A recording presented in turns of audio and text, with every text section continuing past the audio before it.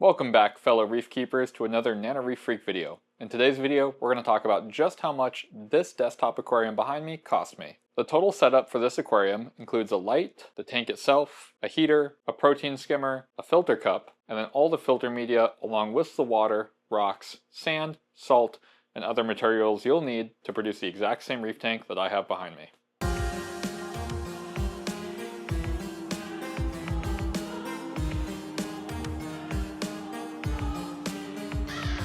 First, let's talk about the light. This is a Red Sea Reef-LED G260. The G260 is a 60-watt reef LED. It has a full spectrum of light, includes a moonlight and a scheduler via the app. It's an amazing light. But this light costs $289, which is actually on the cheaper side of premium reef LED lights. Lights like the Radeon XR15 can go as high as $530 right now.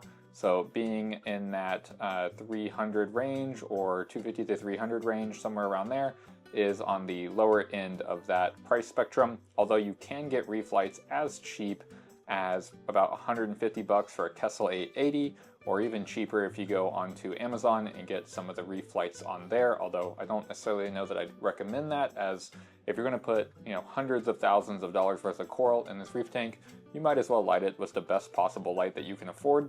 As for the arm that this light is on, this is a newer microphone boom arm from Amazon. It literally costs like $20.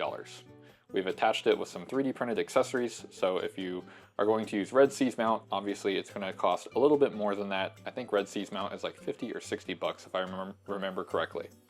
The next thing on this aquarium is a protein skimmer, and a protein skimmer is going to run you anywhere from $128 all the way up to $160 or $170 if you're looking at the Eshup's Nano Skimmer like I have here.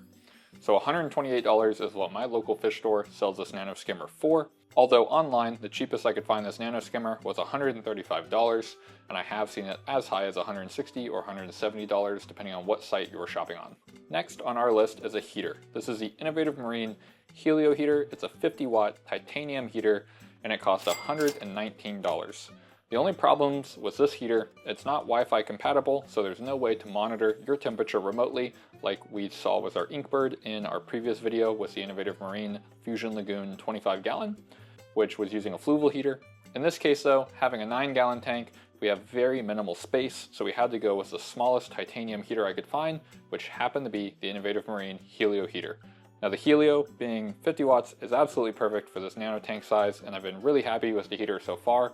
It actually has detected one time where the heater was overheating the tank, and it was able to turn the heater off, give me an audible alarm, and then pause heating until I was able to clear the alarm when the tank had the temperature go down, and it's maintained a temperature of 77 perfectly ever since. Next on our list is a lid. This is a polycarbonate aquarium lid from Plexiflow. Plexiflow makes a lot of different aquarium lids, so for the Eshup's Decimate Florida specifically, you'll have to contact them via email to request this lid if it's not on their site at the time.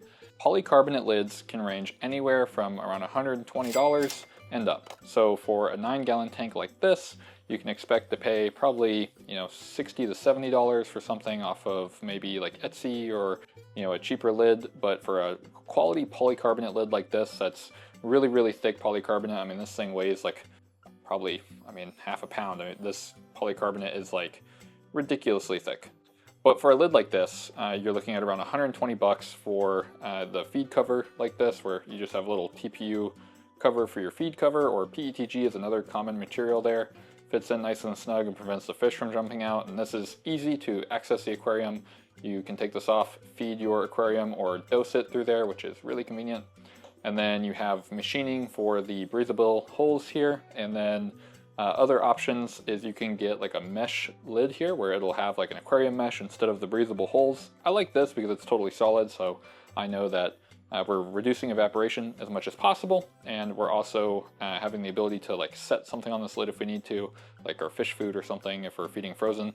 And then you have things like this where you can get it personally engraved. So we have our little logo on there, which is really, really cool. Actually, that's my favorite part about this whole lid. Yeah, 120 bucks for a lid. It's a pretty tough buy early on, but I think it's definitely well worth it, and I definitely wouldn't run an aquarium without it. After that, we get into things like our auto top-off unit, which is back here all the way in the back. This is a Neptune auto top-off, which can range in price. So you can get auto top-off units anywhere from like $60 to $70 all the way up to $200 or $300 depending on what kit you're going with.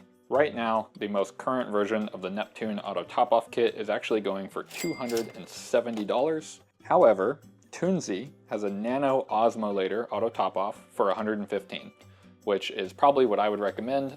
This Auto Top-Off I actually had from many, many years ago. It still works to this day, so we're still running it, and it has been great so far. We've actually had one sensor fail and have had to replace that, but other than that, it's been doing great. As for other additions to this aquarium, we do have a filter cup all the way in the back. It looks like this, except it is the eShops branded filter cup. This one here is actually just 3D printed. So you can either get these filter cups 3D printed like this. You can put like your biomedia and your carbon and your filter floss in here.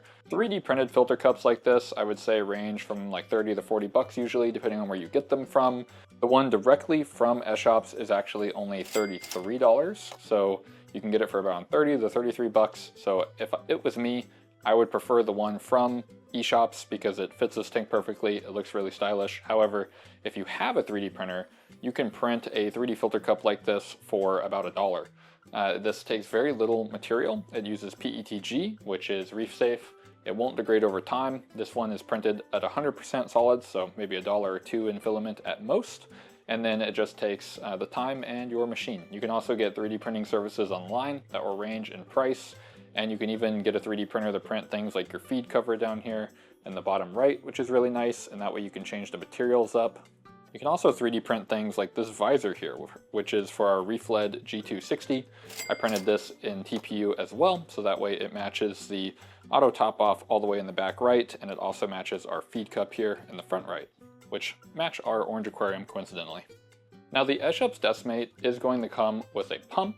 It is going to come with a filter sock, but it's not going to come with any sand, rock, water, salt, none of that. So for just sand, you're looking about 10 to 15 bucks. You only need about 8-9 pounds of it. Rock, you're looking at another probably 9-10 pounds of rock. So for that, you're looking probably anywhere from $3 to $5 per pound, whether you're going with base rock or Carib Sea Life Rock. If you're going for live rock that's been established in someone else's aquarium for a certain amount of time, who knows, depending on your local fish store, could be 6 months, could be a year, could be a month. You really got to ask and figure that out. But live rock normally 8-9 bucks a pound. So if you're doing just base rock, you're probably looking at about 25-30 bucks. If you're looking at Carib Sea rock, you're looking at like 40-45 bucks probably. And if you're looking at live rock, you're probably looking at 60, 70, maybe even $80, depending on how much your local fish store charges for that. As for water, you're gonna need RODI water. So normally it's $1 per gallon at an aquarium store, but that doesn't include salt, that's just pure fresh water. If you get an RODI unit, you can spend anywhere from $150 to $300 or $400, depending on how big of a unit you have.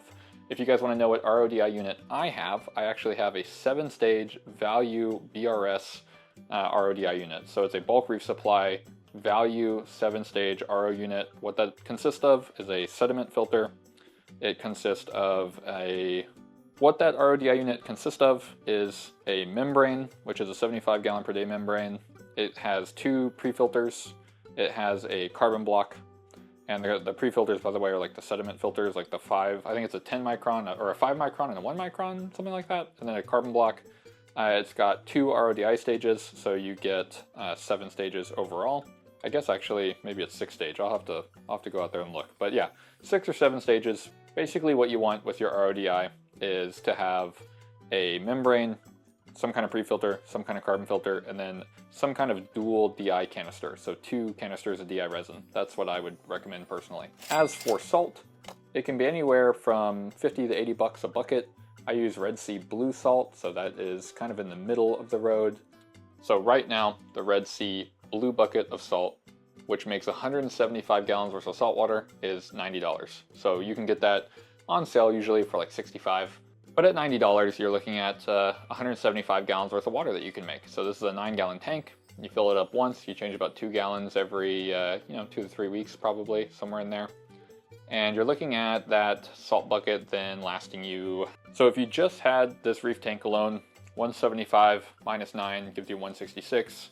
Divide that by 2 gallons, leaves you at 166 gallons of salt water that you can make. If you're doing 2 gallons every 2 weeks, that actually means it'll last you 166 weeks. So if you do 166 divided by 52, you're right over 3 years of water changes here and maintenance on your reef tank. So realistically, you can spend 90 bucks, make that stretch over 3 years if this is your only tank. Outside of this, you're going to need biomedia.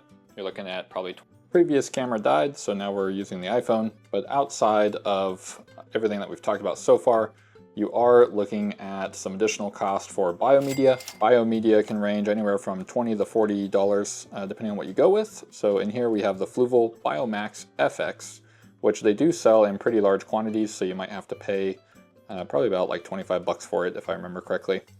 There are some additional optional accessories, like I do have a random flow generator in the back. I have 3D printed that myself, but you can get them 3D printed from companies like VCA online. And those can range anywhere from like 30 to 40 bucks, I would say. I don't necessarily know that they're necessary, but I really do enjoy having them on my reef tanks. They give you kind of that turbulent flow. So if you see this aquarium's got pretty randomized flow, I would say 60% of the water flow comes to the front of the aquarium, and then the rest of the 40% is just randomly dispersed throughout the tank, which is really nice. As for anything else, you'll have to factor in things like carbon. So ChemiPure Blue, for example, ChemiPure Elite, like 9-15 bucks. And then if you want to do filter floss, maybe 10 or 15 bucks. And then you get into livestock. So this clownfish, $40 to $60 depending on what store you go to. Clown goby, 20 to 30 bucks depending on what store you go to. A Halloween hermit crab is 10 bucks, plus the 2 or 3 scarlet reef hermit crabs we have in there. Those are probably about 3 bucks a piece, so another $9-10. You get into any of your additional cleanup crews, so 2-3 bucks per snail, 2-3 bucks per hermit crab. Then your corals, so corals can range anywhere from $10 for a small frag of something affordable like a zoanthid, or maybe even some GSP, the green star polyp, and go all the way up to $300-400 for a single piece of coral. Such as if you get like a Trachophilia or a colony of acros or something like that, those can be pretty pricey.